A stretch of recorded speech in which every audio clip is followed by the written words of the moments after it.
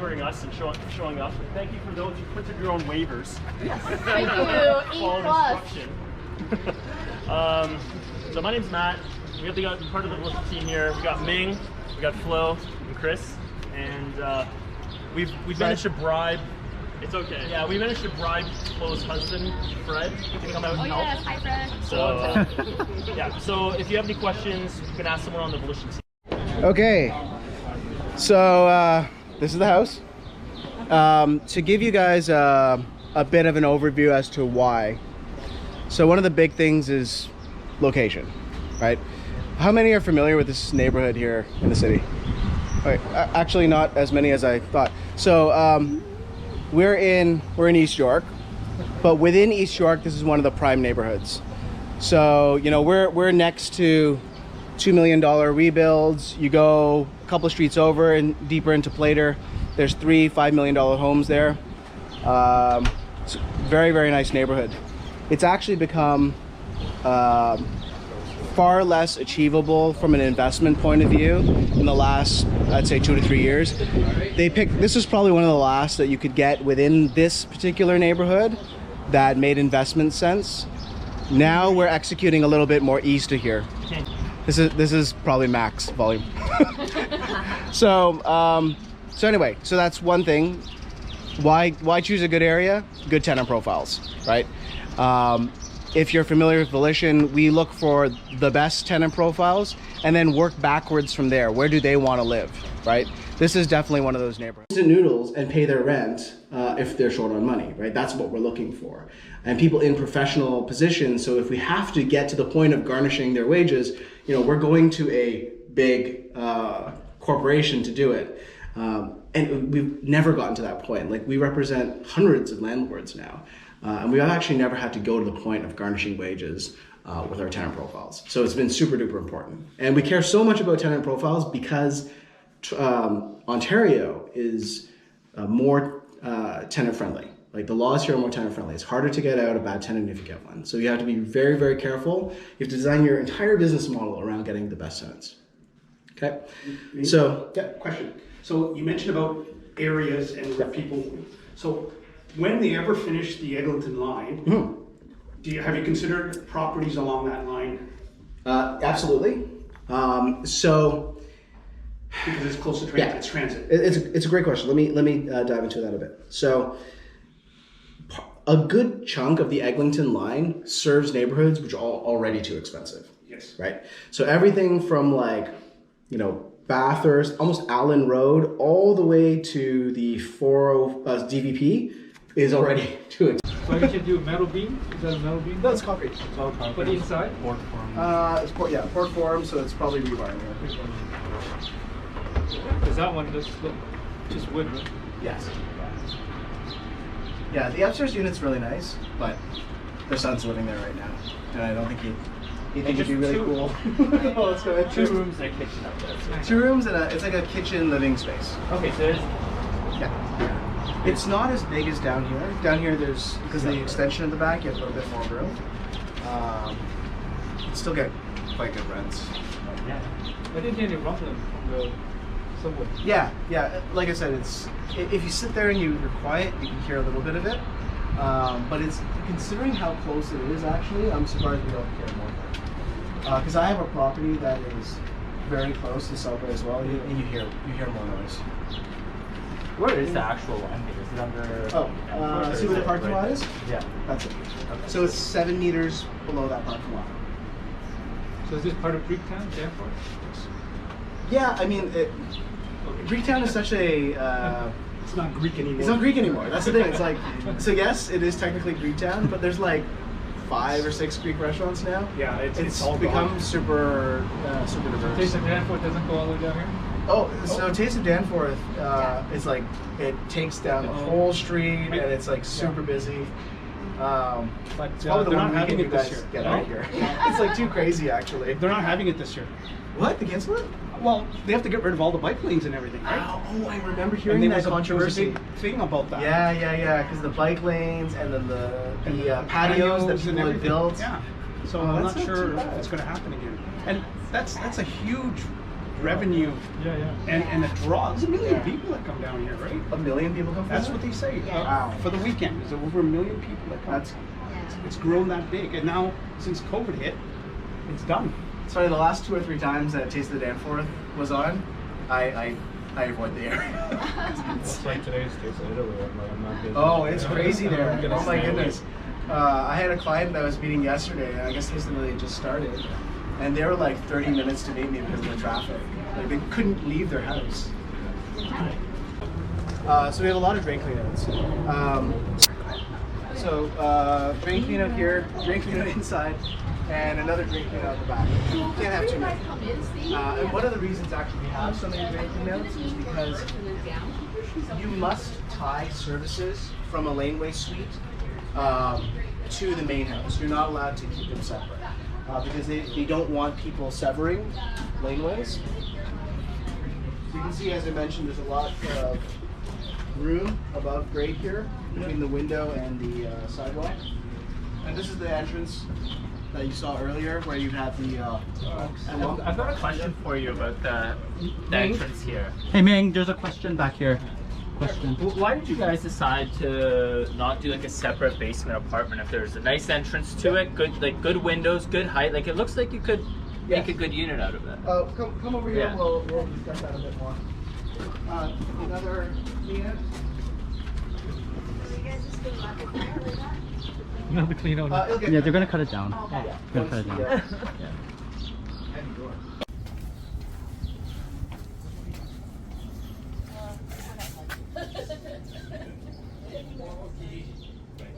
Oh, maybe not going. To get to permit issuance at the earliest. And then you're looking at another year plus for the build, right? So you're like a year and a half out, by which point I expect more data points on the rents for both the west and east end, and data points on the slopes to support ARVs. Also in conversations with our lenders, the banks it's very much on their radar, right, for Laneway Suites and Garden Suites. They're working on programs to support the financing of this.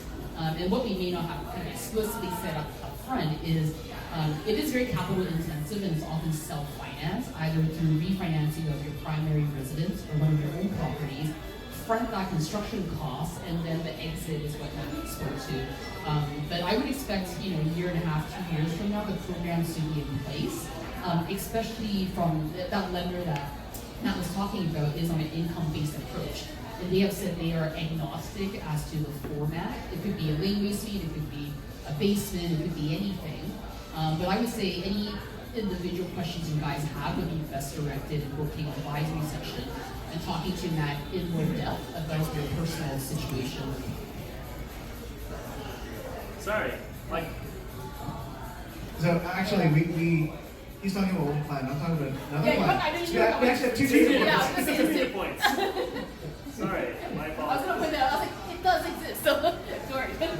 Okay, let's get on to the. Edward? Yeah, can I ask one more question? Yeah. You $5. guys keep talking about the financing model and things like that. So is there like a minimum size laneway house? Like Yes. to not exceed and then to hit and then don't go past say Yes. 3,000 because then it's like a custom built You house. can't do Yeah. cleanouts. Minimum is like. Repeat the question. Yeah. So the question was, is there a minimum and is there a maximum? Yes. 950 to 1,000 is kind of minimum, and the reason is you want to be able to squeeze in a 3-bedroom layout if you can, right? 2-bedroom. We're talking from a business model. Oh, yeah, we're talking business. Like pure rental, yeah. Not from a. If you want, you can build build a a. 1 square foot. But yeah, so from a business perspective, generally, if you start getting below that 1,000 square foot threshold, it starts to make less and less sense. Maximum is what, 1850? So it's around 14, 17? 17, yeah. Right. And that's your max. So if anything between minimum and maximum makes sense. Oh, yeah, we talked about basements. Someone came late, so. So, one of the questions that came up is like, should I build a basement? Why don't a lot of Laneway Suites have basements? So the square footage at the basement itself is like 2,000 something. Oh, so you're talking about max with So basement. let's say 850 times 3. Okay, yeah. So, I mean, economics works. Let me take a step back. What you're trying to get is 3-bedroom suites, right? 3-bedroom suites are where you're, or more, if you can squeeze it in. But you want a 3-bedroom. If you start dropping into 2 or 1 bedrooms, then the economics aren't as strong. You can also build basements. Basements can make sense.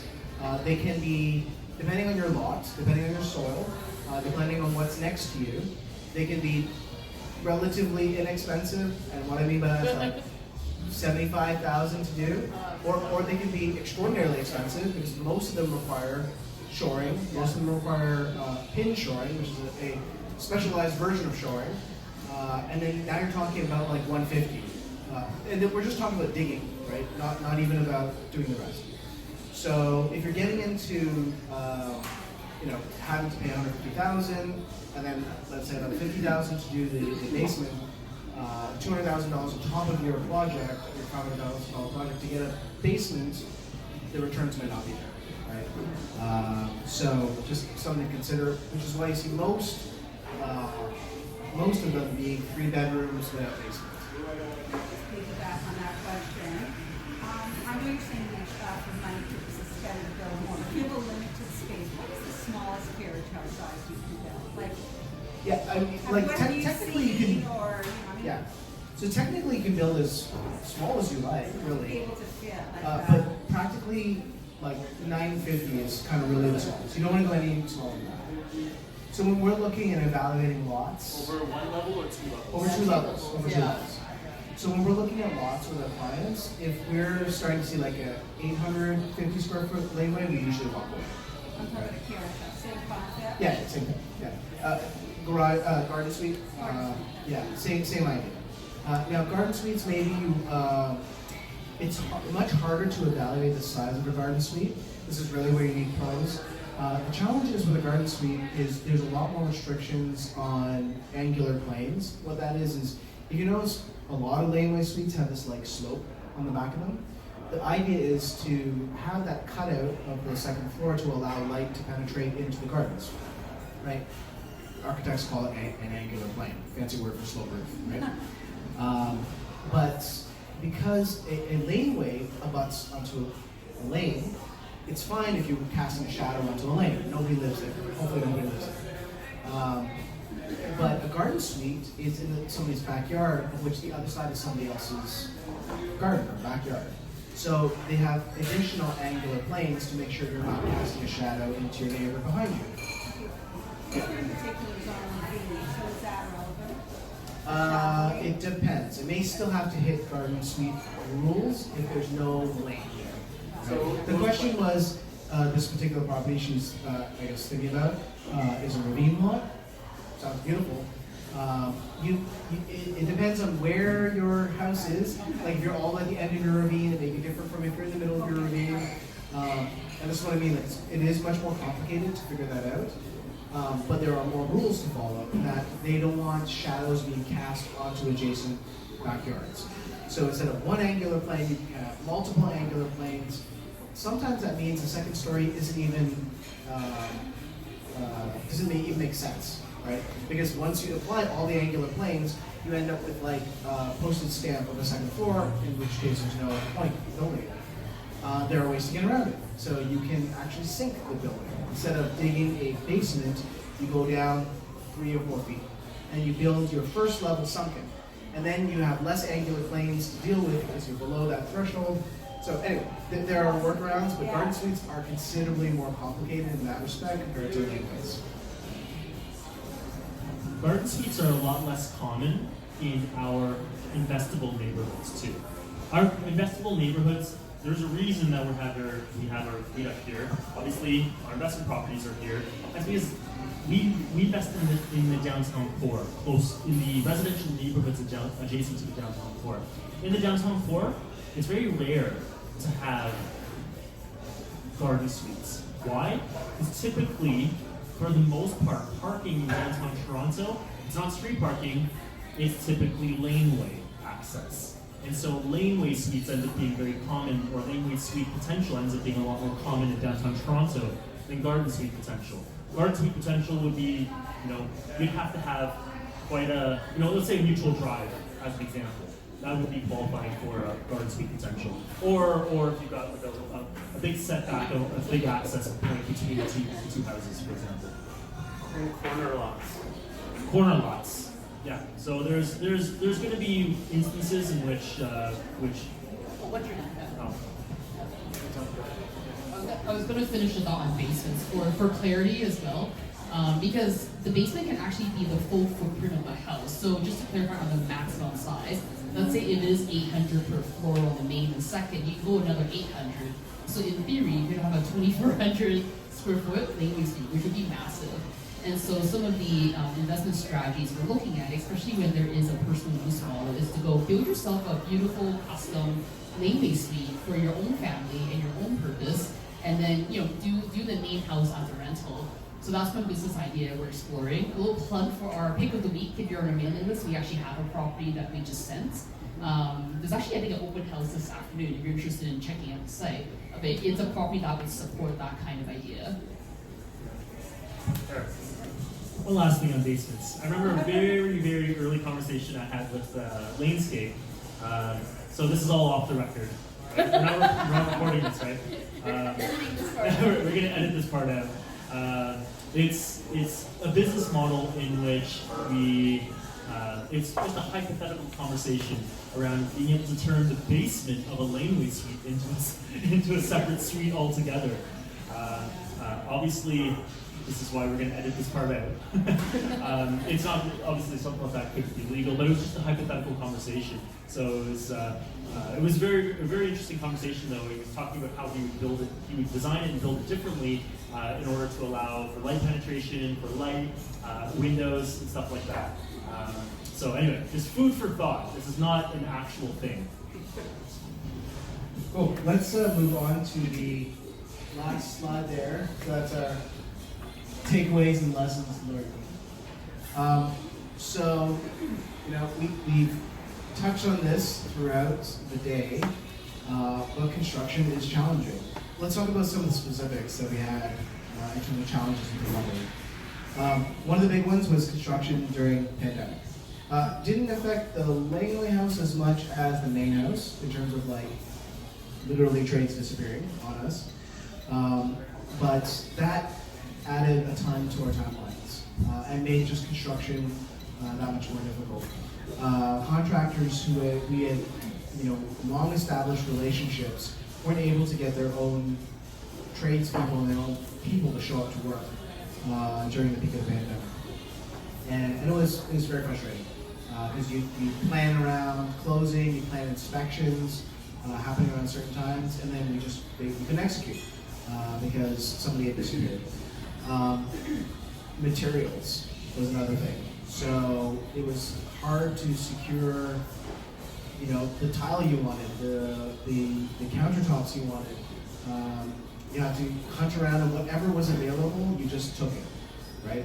And that meant higher prices, right? Because you couldn't take the, $3 laminate floor that you were hoping to use. All that's available is the $5 laminate floor. So there was quite a bit of that as well. Anything else you want to touch on that point? I remember a very quick one. A very quick one that isn't applicable, knock on wood, and pending any future pandemics, is even when you can have multiple trades in the house at the same time. Due to physical separation, we have to bring people in sequentially rather than concurrently for many parts of the build. Yeah, that's a good point. Yeah. Next thing we have here was, clearly we're first movers on this. This is one of the few laneway houses that's wrapping up and being built in the city, and that has its disadvantages. We probably spent 2 weeks just arguing over drain, the backwater flow valve location. I remember that, because the city gave us a proposal that didn't make sense. Where they wanted us to put the backwater valve would have meant our basement could have been flooded. So there's a lot of back and forth with the city on things like that because they have no experience with it either. We were one of the first through the Laneway Suite gauntlet, so That pro to be a first mover advantage in having one of these on the red tape is much more difficult to navigate. Anything else you want to add? No, actually, I think I was trying to keep it a short bullet, but one of the things that did impact us is the deferral of development charges for many of our projects. So if I jump ahead to current day, you can build up to 4 units as of right. When we did it, I think as Ming alluded to, we could get 2 units as of right, and what that means is no committee adjustments. You just apply to the city and get a permit. And so we had to finish the main house first, wait for that to close, and then start work on the Laneway Suite. Today, we can submit a permit that actually allows for both properties to be built concurrently, which would compress the construction timeline. Would doing a prefab save time? So good question. I got asked prefab as well by somebody else. Prefab, you trade problems. If you notice in the city, there's very, very little prefab. Right? So why is there so little prefab in the city? And it's the way that the inspection structure has been designed. So here, when you build a house, you have a foundation and footing inspection. Then after you pass your foundation and footing, you may go to framing. After you pass your framing, you're going to look at HVAC, electrical, plumbing. If you build a prefab home, it's prefabricated, so that's just done. So how are you going to pass inspections on that? It doesn't follow the regular city inspection level. Maybe you can pour footings ahead of time, but the whole point of prefab is it's done. So, or mostly done. So you drop down this thing on site, which has its plumbing, electrical, maybe some cabinets from their flooring. Who's inspecting it, right? So you don't go through a regular inspection process. So you trade off the speed of construction for increased red tape, because you're not going through standard Part 9 building code inspections anymore. You may be jumping into Part 3, which is custom. So the building code is written in a way it's like, hey, build foundation X inches thick, pre-approved. And so when the inspector comes, he's just looking to make sure you did the job properly, and it's X number of inches as required in Part 9. But if you're building like a football stadium or something like that, they're not going to use a standard footing. They're going to have something custom because it's a custom building. Then you have all these engineering equations saying, given the slump of the concrete, it must be X inches thick, and all these calculations need to be performed. A lot of prefab falls into that category. So you're trading off speed of build for a lot of that kind of bureaucracy. Question? So it's about 1,050-ish square feet. I don't know what that works out to like straight dimensions. Yeah, actually, yeah. There you go. So cheating, the lot is 19 feet, so it's exactly 19 feet wide. I don't know how deep it is. It's roughly a square though. It's slightly deeper than it is wide. So I don't know, 23 feet? 500 divided by 90. I can't do that mental math. Yeah, That someone's Asian. gonna do it. 25? 25, yeah. Well, 20 by 20, 19 by 25. There you go. Yeah. Good thing you guys. Oh my goodness. Not expected math question.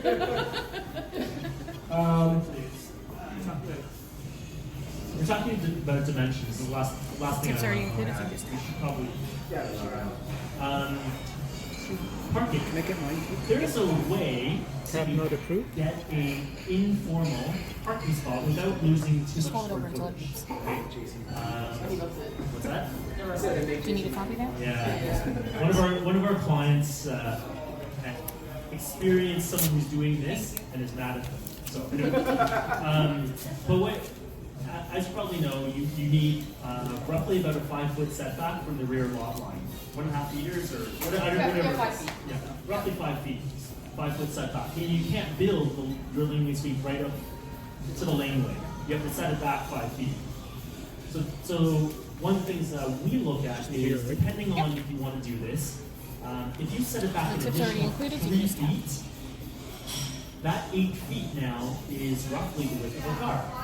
The car actually requires around 8.5 feet for a parking spot. Can And you if need a your copy? lot is roughly about 20 wide, you can have a car sort of kind of parallel park into that laneway suite. The right in front of the laneway suite.